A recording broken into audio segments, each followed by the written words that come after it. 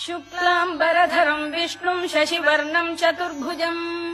प्रसन्नवदनम् ध्यायेत् सर्वविघ्नोपशान्तये व्यासम् वसिष्ठनप्तारम् शक्तेः पौत्रमकल्मषम्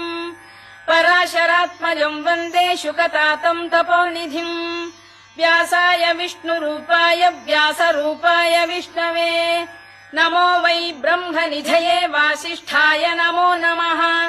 अविकाराय शुद्धाय नित्याय परमात्मने सदैकरूपरूपाय विष्णवे सर्वजिष्णवे यस्य स्मरणमात्रेण जन्म संसारबन्धनात् विमुच्यते नमस्तस्मै विष्णवे प्रभविष्णवे ॐ नमो विष्णवे प्रभविष्णवे श्रीवैशम्पायन उवाच